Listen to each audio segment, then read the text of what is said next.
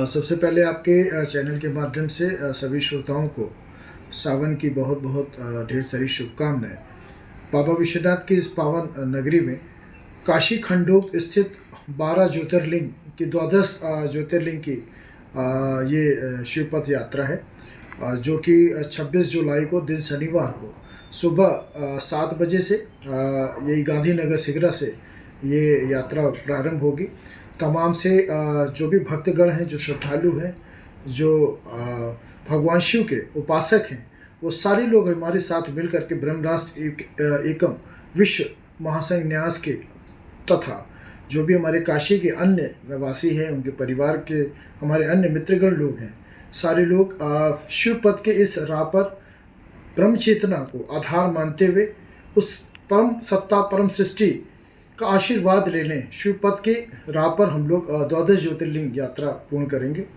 इस यात्रा को करने का उद्देश्य ये है कि जिस तरीके से इस पूरे सावन मास में पूरी धरती पर भगवान शिव के जो भी श्रद्धालु हैं, भक्तगण हैं, अपने अपने तरीके से जैसे जिस तरीके से पर्यावरण भी यहाँ पे परिवर्तित होता है, वैसे ही उनके मन और भाव में भगवान शिव की शक्ति का जो प्रवेश हो, उनके मन में एक श्रद्धा की भावना अंकुरित हो, उस उद्देश्य से भगवान शिव को वो अपना जल अर्पित करते हैं। तो ऐसे ही भावना से हम सारे श्रद्धालुगण भगवान शिव को 12 ज्योतिर्लिंग में 12 ज्योतिर्लिंग में हम लोग परिक्रमा करके उनका जलाभिषेक करेंगे और भगवान शिव से कामना करेंगे कि सभी के परिवार में सुख समृद्धि और संपन्नता बनी रहे। गुरु जी, ये ऐसी यात्रा ये काशी से पहली बार निकल रही है कि इसके पहले भी हो चुकी है? कुछ संगठन ऐसे हैं कि जिन्होंने काशी में इस तरह की यात्रा की थी, लेकिन काशी में ऐसा पहली बार होगा कि ढोल नगाड़ों और हर हर महादेव के गुंजायमान से इस पावन धाम में हम लोग 12 ज्योतिर्लिंग की काशी खंडोग में स्थित ज्योतिर्लिंग की परिक्रमा करेंगे। क्या रूट डिवाइड होगा, क्या रूटें रहेंगे? यहाँ से हम लोग गांधीनगर सिगरा से प्रारंभ करेंगे। मल्लिकार्जुन जो कि सिगरा पे स्थित है, वहाँ से हम लोग यात्रा को प्रारंभ करते हुए बैजनाथ जाएंगे, जो कि कामाख्या में स्थित है। उसके बाद फिर केदार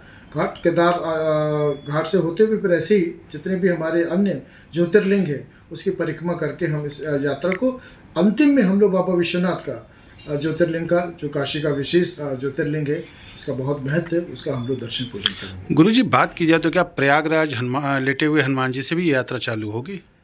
हाँ, आगामी 3, 4, 5 को हम लोग सनातन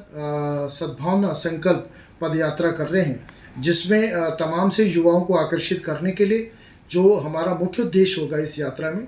जो जिस तरीके से अभी धर्मांतरण हो रहा है, लव जिहाद पर तमाम से अन्य संप्रदाय के लोग कार्य कर रहे हैं, और हमारी सनातन की जो अविरल धारा, जो हमारी अच्छू जो परंपरा रही है, जो हमारी संस्कृति रही है, उसके प्रति युवाओं को कहीं ना कहीं लोग गुमराह करके उनकी ब्रेन वॉश करके और जो धर्मांतरण कर रहे हैं उसको रोकने की एक सतत प्रक्रिया हम लोग करेंगे। साथ में आज युवा वर्ग जो नशा बहुत ज़्यादा लिप्त है, उसके नशा की मुक्ति के लिए भी हम उनको प्रेरित करेंगे, ताकि वो अपनी सनातन संस्कृति की खूबसूरती और उनकी जीवन शैली को जीने की अगर आधार बनाएंगे तो उनके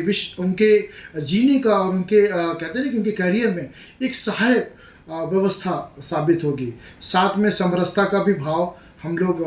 जनमानस के प्रति हम लोग डालेंगे, और इसके साथ साथ जो अभी हाल में भाषा को लेकर के तमाम से अन्य राज्य में जिस तरीके से झगड़ा चल रहा है, तो हम समरसता, सद्भावना और अखंडता की बात को लेकर के हम जनमानस तक लोगों को प्रेरित करने का प्रयास करेंगे, ताकि यहाँ पर हमारी सनातन संस्कृति में एक ऐसा भाव रहा कि यहाँ पे कोई ऊंचा नहीं है, कोई नीचा नहीं है, कोई ना राजा है ना कोई रंक है। वो अपने पदों में भले राजा रंक हो सकते हैं, लेकिन जो उनके विचारधारा है, जो उनके भाईचारा है, जो उनके कहते हैं ना कि एक समानता है, हर एक व्यक्ति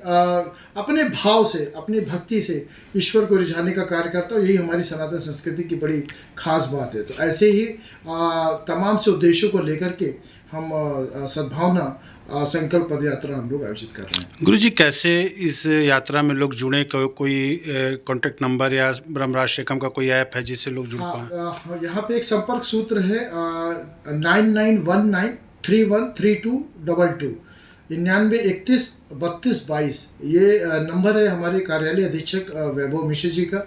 आप इस नंबर पे भी संपर्क करके आप उनसे इस यात्रा के विषय में पूर्ण जानकारी आप प्राप्त कर सकते हैं। साथ में ब्रह्म राष्ट्र एकम का हमारा वेबसाइट भी है, और सोशल मीडिया में हर जगह हम लोगों ने इसको प्रचार प्रसार के रूप में वहाँ पे जो संपर्क सूत्र है वहाँ पे भी हम लोगों ने नंबर दे करके लोगों को हमने पूर्ण जानकारी दे रखी है। गुरुजी, आज काशी सावन में महाशिवरात्रि का पर्व है, क्या कहेंगे काशी की जनता के लिए? देखिए, ये बहुत ही अति पावन अवसर है। सावन तो वैसे भी हर वर्ष आता है और कहते हैं ना कि किसी भी नई चीज़ को जब परिवर्तित करना होता है या कई नई व्यवस्था आनी होती है तो ये सावन का ही हम लोग प्रतीक्षा करते हैं। आप अगर देखें, अगर पर्यावरण के दृष्टिकोण से देखा जाए या जिस तरीके से हमारा मौसम परिवर्तित होता है, पहले ग्रीष्म ऋतु आती है, गर्मी आती है, गर्मी के बाद जिस तरीके से जब वर्षा ऋतु आती है तो हमारा शरीर जो है अंग जो है हमारा बहुत ही कहते हैं ना कि बड़ा मंत्रमुग्ध हो जाता है। शरीर में तमाम सी ऊर्जाओं का संचार होता है और नई व्यवस्था, चाहे वो खेत खलिहान के माध्यम से देखिए, चाहे उसकी हरियाली देख लीजिए, चाहे प्राकृतिक शिव को जब हम जलाभिषेक करते तो उसके कण कण में जब अभिषेक होता है तो जो एक हमारी भाव भक्ति की जो आस्था जो जागृत होती है वो एकदम अलग ही आनंद का सा प्रतीत होती है। तो ऐसे ही भाव से हम लोग सावन को मनाते चले आ रहे हैं। और इस सावन में तो बाबा के जो लोग उपासक हैं, जो उनके लिए सावन मास में सोमवार को भी व्रत रखते हैं, या कई लोग तो ऐसे भी हैं कि जो सावन पूरे मास भर वो व्रत का अनुष्ठान करते हैं, तो उनको कहीं ना कहीं ईश्वर की कहने अपूर्ण ऊर्जा का जो है उनका संचार होता है और इस तरीके से जो है अपने भाव भक्ति और यथाशक्ति से वो लोग भगवान शिव को पूजते हैं।